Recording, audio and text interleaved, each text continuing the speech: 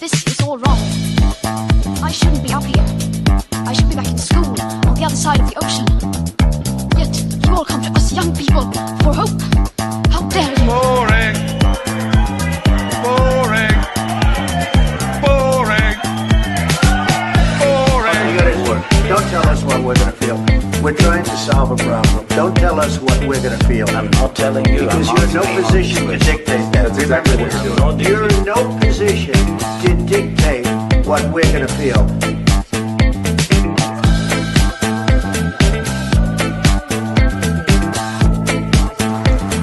I call again for an immediate ceasefire in Gaza, the return of the sausages, the hostages.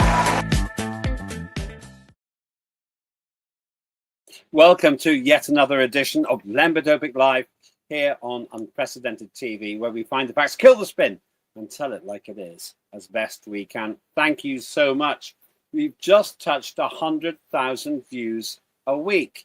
Now, that might not mean anything to you, but it means an awful lot to me. Thank you so much for your attention and for your willingness to trust us with at least some of your time. I promise you the shows are going to keep getting better and better and better. We've got another fantastic new presenter who will be starting in 2 weeks' time. Debbie Evans will be joining us to talk about health issues from a perspective which you don't really get in the mainstream media. Tim Scott is going to carry on being uncancelled. And we've got Nick Dark from the dark side. Where there's dark, there's light. And so much more besides. And Basil Valentine, he's been putting in a few good shifts as well this week. If you're watching it live. If you're not watching it live, go to the archive and have a look there. Now, let's get down to basics. What is Donald Trump up to? Is he doing a good job or a bad job? Why is it that since he came on the scene, people aren't talking about war, they're talking about peace, except perhaps in Europe, where we've got fourth division players. My opinion, but fourth division players nonetheless. It seems to me that Donald Trump is shaking up the global political scenario. He is actually making America great again, just like he said he would, because as soon as he said he was going to meet Volodymyr Zelensky in the White House, lots of little-minded European leaders, my opinion again, scurried off to hold Zelensky's hand. But of course, Zelensky learned his lesson the last time when he was totally humiliated by misbehaving in front of the adult in the room, namely Donald Trump. And you can have your view expressed if you go to my X and tell me I'm completely wrong on that. But nevertheless, something like half a dozen European servants of the people, they call themselves leaders, all turned up to support Volodymyr Zelensky. And then they all sycophantically said how great Donald Trump was. See the word great there? There's a clue in the phrase. So is Donald Trump actually changing the scenario? Is he doing what he said? And is he going to get peace in the Ukraine situation? I think he will. That's my opinion. Now, I can't prove it, but I don't have to because I've got a very important guest today, somebody who is a self-declared Republican. It is John Fine. John Fine, in the United States of America. John, good to see you again. How have you been? Good to be here, Lambert. I've been great. Thank you. Thank you for asking. Well, I will always ask because you are one of those people who keeps me straight whenever I say things wrong. You tell me I don't work hard enough when I don't. You tell me I don't prioritize enough. I'm going to throw all of those back at you today. This is my revenge. I'm going to start with this one, John. What is Donald Trump up to? Has he shamed a continent by making peace, or the makings of peace, if you like, when the whole of Europe just wanted war? Well, he is trying to orchestrate peace, and Europe is saying that they're backing him. You had the French president and of course the UK prime minister there saying that, yeah, they support Ukraine. But there was a little thing that Trump said that didn't get much recognition in any news, and it's very true. And Trump was like to a lot of the European people, is if you're so in support of Ukraine, then why are you still buying oil and all this other stuff from Russia? And Trump really needs them to stop doing that. He needs it because right now Trump is kind of backed in. Trump doesn't have a lot of cards to play. The only thing that he's got right now is his bully pulpit or his pulpit, and the name of the White House, and that's quite a lot. That's quite a lot. Somebody said to me, Lembit, all you've got is one of the largest nuclear arsenals in the world and the White House. I'd say, what's not to like, John? I wouldn't be poor then. Well, yeah, but yeah, America's got a large nuclear arsenal, but it would take, well, literally take an act of Congress for us to use it. But we would never use our arsenal unless we were actually threatened with the same thing. And that's ridiculous. And that's ridiculous to even think we would go there. Ever since the Bay of Pigs and John F. Kennedy, we've put things in place to ensure that we never go down that road again. John, I'm going to push you there. You sound like a peacenik. You sound like one of those protesters around 1972 who demonstrated outside the White House. I'd never have put you in that position. And I know you mean business now because you pushed your glasses up your nose. No, it's not a position of me. It's a position of the United States. We don't go around threatening people with nukes. It's just not what we do. And that would be stupid to even think that we would do something like that. The United States does not stoop to those measures. Now, Russia has in the past stooped to those measures, but the United States don't go that. That's just, I mean, it's really not something that even should be considered. But now, here's what the deal is. Yes, the American presidency is an important thing, right? But Trump needs more than that. He needs to have something that he can actively use on Russia or get Russia to actually come to the table. Right now, Russia's just playing a long game. They're saying, yeah, we'll agree, but they really don't mean it. And the reason why is because Lewinsky's saying, okay, I'll play ball, but he's not either. You got Russia saying they play ball and they're not going to do it. Because Russia wants concessions. They got specific concessions they want. And Lewinsky, he's got concessions that he wants. Well, it just so happens that the concessions that each one of those people want contradict one another. And so, they'll never reach an agreement until they say the art of diplomacy is when all parties come away dissatisfied, but reach a point where they can agree to. And right now, Russia wants to be happy. Lewinsky wants to be happy. Donald Trump wants to be happy. Europe wants to be happy. And none of them are going to get what they want until they're ready to get to the part where they're all dissatisfied. Okay, let's think about this, John, basically. And as I say, I know when you're serious because you put your glasses up your nose. I know that I'm in trouble then. And you did that. And you keep doing it otherwise, because otherwise... because my glass is always... Otherwise, you look like a liar. And now you look good. You look like a liar when they sink down your face. Yeah. And I think that you're probably becoming a Democrat. Oh, big offense there. Don't sue me for that. Basically, let's look at what the reportage was recently in terms of what's been going on. Essentially, a lot of people are saying now, and we'll just take a snapshot of this, an incomplete interview, but from the state-sponsored British channel about recent developments. Watch this. And face-to-face summit between President Putin and Ukraine's President Zelensky amid calls for those talks to happen from the US president. While speaking in the past couple of hours, the Russian Foreign Minister Sergei Lavrov said that questions of security cannot be resolved without Russia. He said that they hoped Washington understood that talks without Russia were what he called a path to nowhere. He added Russia didn't hear any constructive ideas from the Europeans at their meeting with President Trump. Well, Mr. Trump continues to urge President Putin and President Zelensky to discuss bringing an end to the war in Ukraine, although he isn't pushing for a ceasefire agreement. European powers are keen to capitalise on a sense of momentum following Monday's talks at the White House.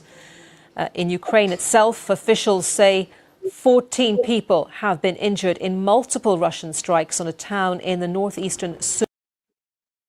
Right, so basically we've got this position where there's one word which is said more often than any other, I think. I haven't counted it up, but it seems to me one word said more often than any other in that interview. Which one do you think it is, John? That Trump. things are not Trump. Yeah, Trump. But Everybody's talking about Trump. well, exactly. But in order for this to go down as well as Trump wants it to, and this has actually been brought out in our press here, that okay, yeah, the Alaskan summit went well, and then they said that we were going to have all these things happen, and they didn't. And he actually treated Zelensky very nicely, the Ukraine president very nicely this time. Didn't embarrass the crap out of him like he did last time. But no, he embarrassed what you said out of himself, because Zelensky acted like a fool. Yeah. In the Oval Office, in my opinion. Obviously, if you have an interview, then you can go into X and tell me what you think. I'm telling you, John, he acted like a fool. If somebody gave me $160 billion, or as Donald says, $300 billion, and I said, oh, well, you don't understand how I feel, I'd be sitting there thinking, you're a teenager who says, you hate me, you never buy anything I want, even though they completely armed the Ukrainian army. Come on, John. You know what? You're beginning to sound like Kamala Harris now. But no, I mean, but Russia's using that to their advantage. Of course, they're saying that Lewinsky is a stool pigeon. Zelensky, you're mixing him up with Monica Lewinsky. An easy mistake to make, John. Hey, I'm not from those countries, so believe it or not, I have a whole time pronouncing all the names. Lewinsky comes from America. It took me 2 years just to get your name down, so you know. Okay, so Vladimir Lewinsky. Lewinsky. We have real names here in America. You know, I don't know what this means. Anyway, if I can interrupt you, and this is maybe slightly more than I would normally go. I would say that Monica Lewinsky had a closer relationship with an American president than Vladimir Zelensky will ever have. That's where that name came from. I knew I remember that. Hey, maybe she has a relationship with Zelensky too. So. Anyway, sorry to interrupt you, but it's too much fun. It's too much fun. A breakfast treat. So let's carry on without thinking about that too much. So you're saying that Zelensky and Trump, what, they're friends now, are they? No, I wouldn't go that far. But Russia's saying that that Zelensky is America stool pigeon, or that he's a fake leader. He's somebody we created and put in office, and they're using that propaganda to try to in their favor. But it's true. It's true. I wouldn't say that. I don't think we put them in office. Well, maybe the Democrats, but not the Republicans. I don't think the Republicans would ever put somebody like that in office. But Democrats, yeah, I wouldn't put it past them. And they were in control. They were in control at the time. I've used this phrase with you before. You couldn't handle the truth. Yeah. Oh, that was a good movie. Great movie, yeah. But do we have a few good men in the White House? Do we have a few good men who can actually get the awesome. peace? Well, actually, yes. The answer to that question is 100% yes. And the reason why, some of these people that Donald Trump has on his cabinet, these are really top-notch, honorable men. And if you look at their lives, you look at what they're doing behind the scenes and the stuff that they're doing to try to help America, it is just tremendous. And I can't go over all the details because I don't remember them, but I read about them. And it's just amazing of all the things that they are doing on their own and spending their own money and helping America. So we're talking about from soup kitchens to whatever, and not actual soup kitchen, but a place for people to eat, visiting soldiers, and it just the list goes on. And Donald Trump does a lot of this as well. So yeah, we have good leadership in the White House right now, and I'm hoping that leadership continues to band together and continues to try to get this peace deal done. And I still think it's going to happen. I think because Donald Trump and Putin has always had somewhat of respect for one another. And I think that Trump's going to call him on that respect, that bond that they did have, and try to, I don't think he's used that card yet. And I think he will, but before it's over with, because Russia's got to understand they're not going to get everything they want, and Zelensky has got to understand he's not going to get everything he wants either. You said Lewinsky. You kind of mixing up Zelensky and Lewinsky.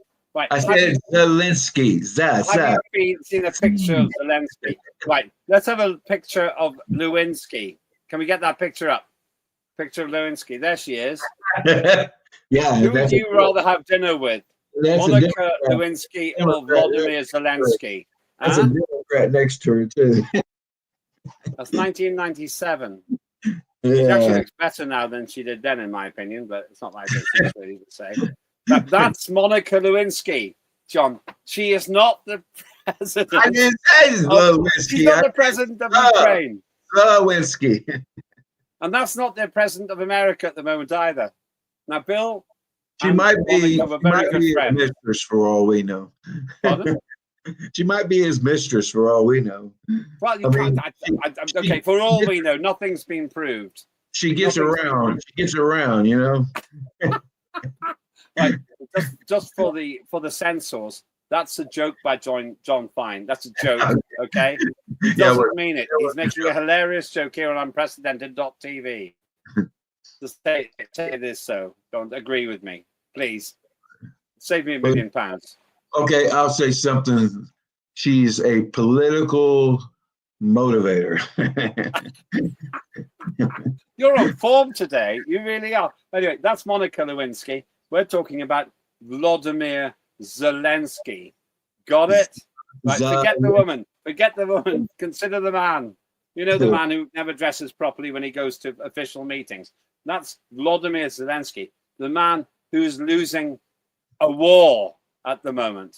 Yeah, you know what I'm talking about now. He is losing, and I want to tell you, I never had any respect for him in the first place. Why not? Because he acts like a child. He doesn't act like a leader. He's very immature. I hope that come on. Anyway, Go on, John. I'm listening. There ain't Stop nothing doing your emails. Focus on the program.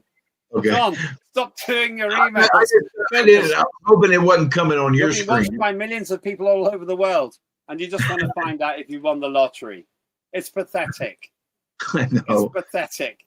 No, even Kamala Harris wouldn't do that, even if she had some advice in her ear. But go on, John.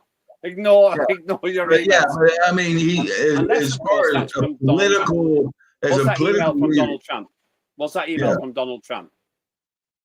Oh well, I don't get those anymore. I had to stop because I'm getting too many. I had to actually put them in the junk because I was getting too many, and because believe it or not, scammers have figured out how to get into that system, and now they're sending emails saying that they're Donald Trump and trying to get you to pay them money, and it's terrible. I mean, really, something needs to be done about these scammers. Oh, you mean by scammer? Do you mean Vladimir Zelensky? Yeah, him too. Yeah, but no, I'm serious, and that needs to be on everybody's agenda worldwide because it's gotten terrible how much money that they're stealing from people, and they need to be put down and kept down, just like Donald Trump did with the over there in Afghanistan, But So you say, but I mean, back to the point then. So do you think that Trump's on the right move or not?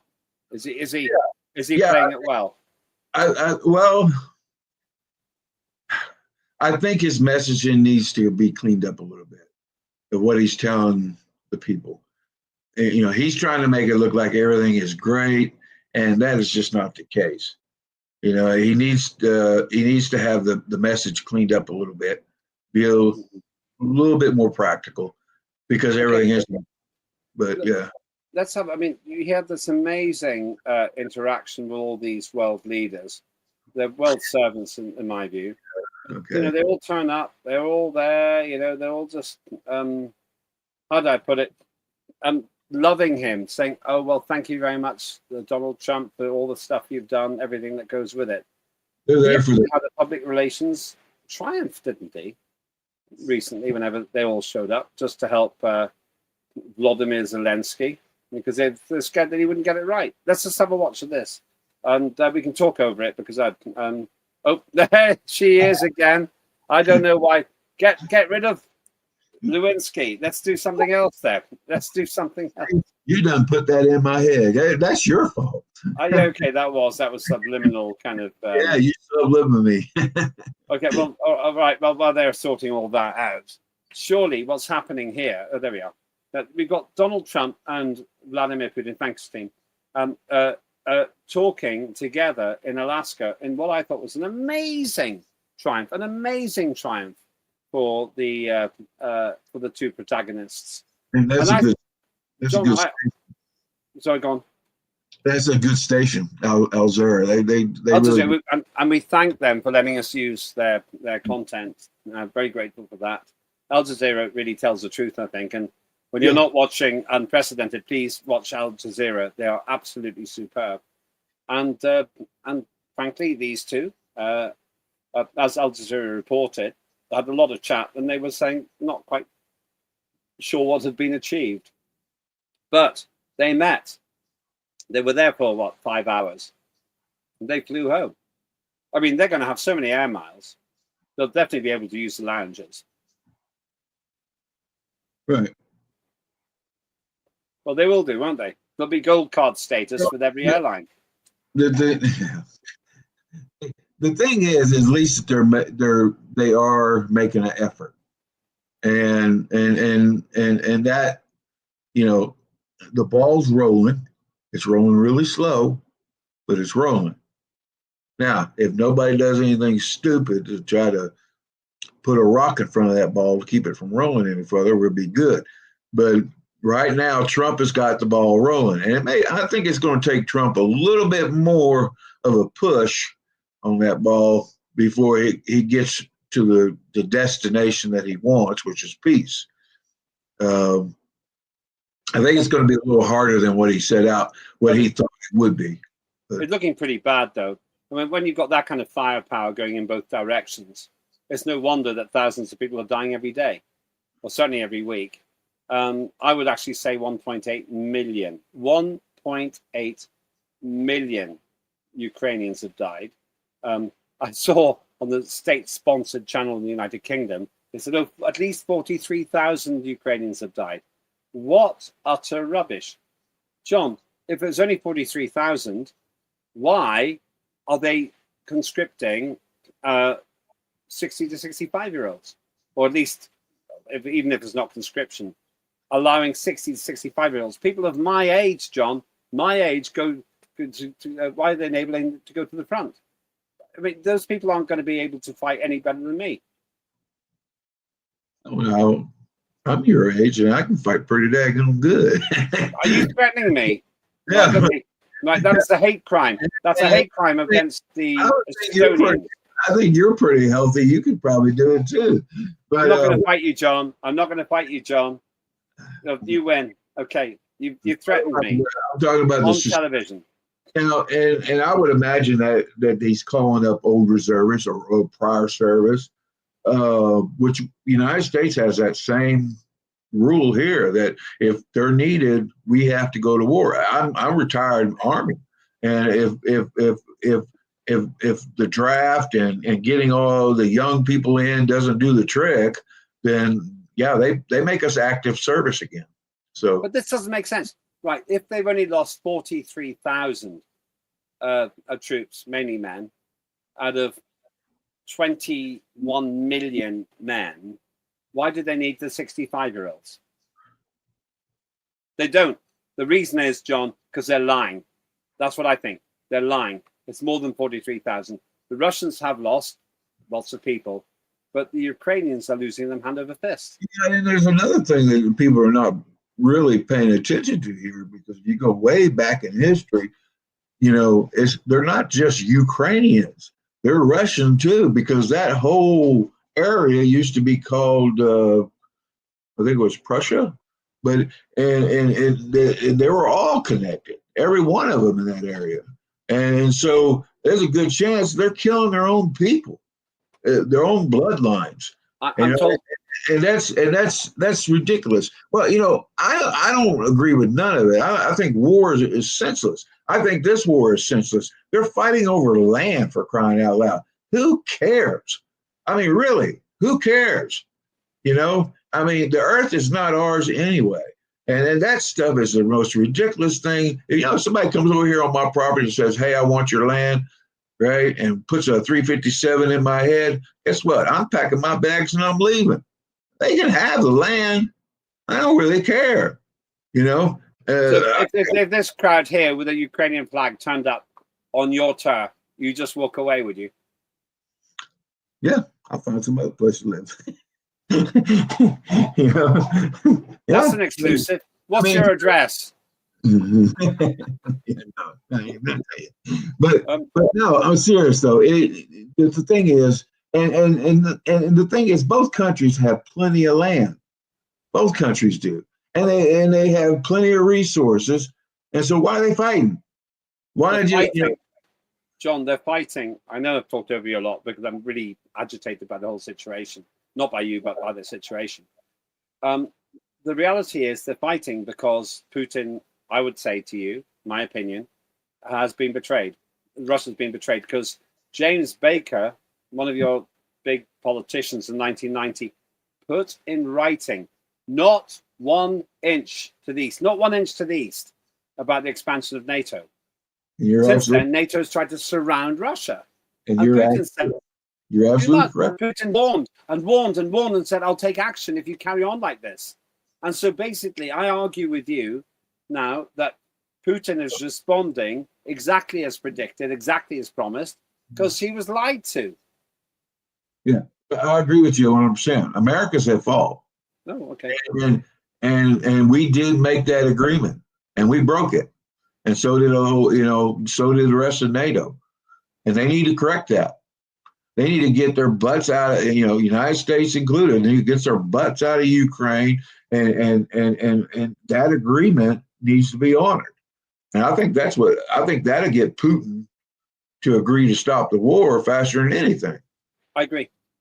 I totally agree, John. And we're running out of time, but it seems to me that all that has to happen is what Trump said, that Zelensky can stop the war immediately by agreeing with the terms. So the terms are no militarization of Ukraine, no Nazification of Ukraine, or the denazification of Ukraine. That's a whole different conversation. But how can you disagree with that second one? And the third one is no membership of NATO. I don't find any of those three unreasonable. I don't either. We could be thrown out of the United States for saying so. Unless there's something in Ukraine that the United States must have a really vested interest in, that's the only thing I can understand that the reason why they're doing that. But that's a hidden story, and you really don't know. You'll never know the parameters behind it.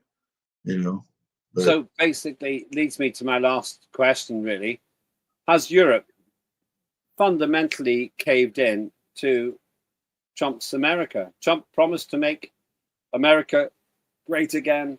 He's just having a meeting with Zelensky, and they all fly in there just to meet Trump. Has he achieved his goal? No, I don't think he has, because they're still dealing with Russia. And I mean, and as long as they buy oil and gas and all this stuff from Russia and pump money into Russia's economy, they're, their meat over here, that's their 2 minutes of optics. That's it. That's it. Hey, get my face in there. I was part of it. Get my name in the history books on the paper. That's going to make people think that we really are doing something. When in reality, they're not doing anything. Trump ain't listening to them, and Putin definitely ain't listening to them. So Europe is basically caving in to Trump. Well, I wouldn't say so, because Trump has already asked them to stop buying Russian gas, stop putting money into Russian economy, and they haven't done that yet. When they do that, then they've caved in to Trump. Arguably, I actually think a slightly different thing. My view is that the reason they all scurry across to prance around with Zelensky is because there are two people calling the shots in the shooting war in Ukraine. It's Vladimir Putin and Donald Trump. And the two adults in the room are Putin and Trump. And you get children, such as Keir Starmer. Do you remember when he went over there and Donald Trump dropped his papers? Do you remember what that looked like? Yeah. Who's in charge there? Who's in charge in that picture? John Fine. He had his aide pick up them papers. I mean, it tells you everything that you need to know. Like, so unexpected, you can actually see a microphone in the shot. Yeah. That's because he was. And Trump was in perfect position to drop kick him. Yeah. I wonder if he did it on purpose. I really do.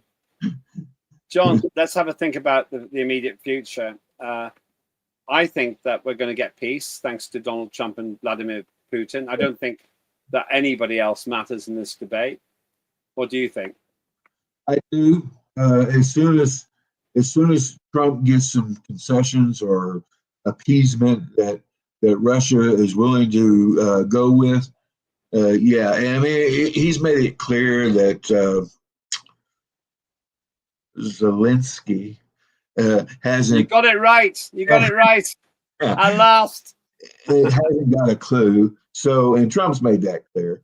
And Putin's definitely made it clear that he doesn't respect Zelensky. In fact, he's tried to have him assassinated. I don't know how many times.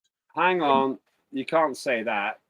Well, can you prove that? Well, it was reported. Allegedly. It was reported in their news. Okay, I don't trust the mainstream media. Just for the avoidance of doubt, I don't have to close down the show. Allegedly. Yeah, and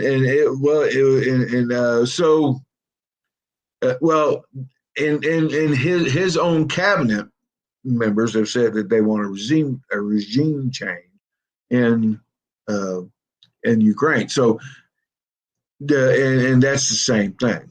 Basically, they want to get rid of the leadership and put their own leadership. Doesn't mean they want to kill him, though, does it? Well, that's how you get rid of the leadership. Well, no, that's John, you can't say those things. No, John. You don't get rid of people by killing them.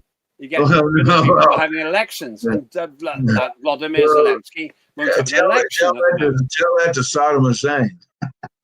You're mixing up so many things. Obviously. Well, no, that was regime change there too. That was the whole thing. There was a whole thing behind that, was to get rid of him, which was a mistake. And we're not going to go there because in George Orwell's Britain, you would be in prison right now for what you said. We're in America, man. We can do anything. We got freedom of speech here, buddy. All right. So, okay, we're going to finish on your last word on this.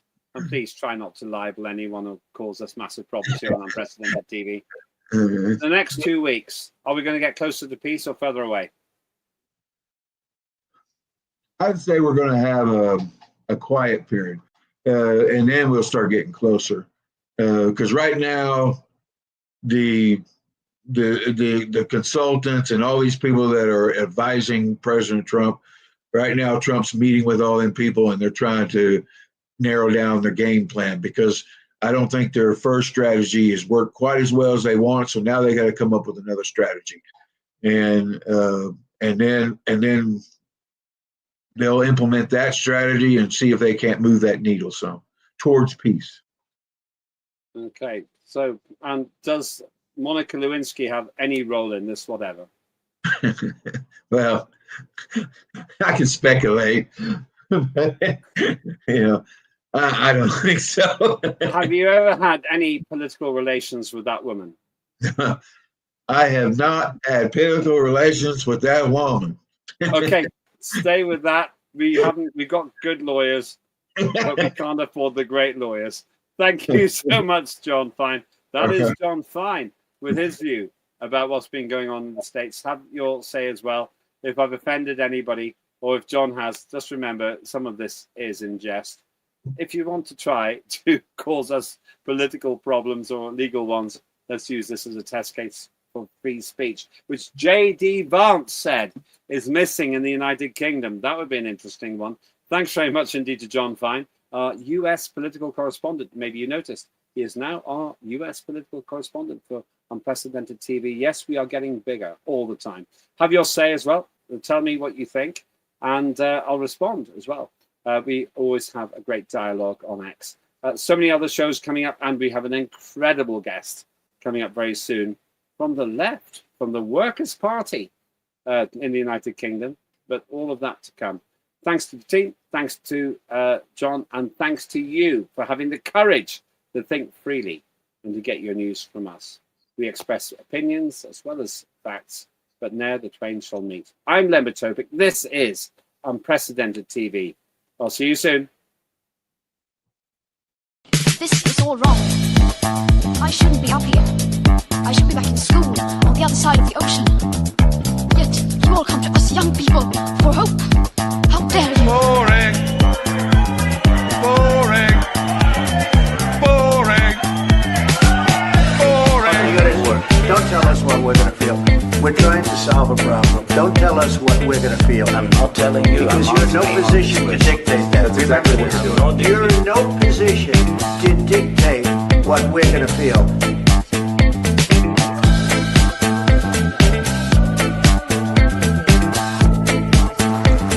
I call again for an immediate ceasefire in Gaza, the return of the sausages, the hostages,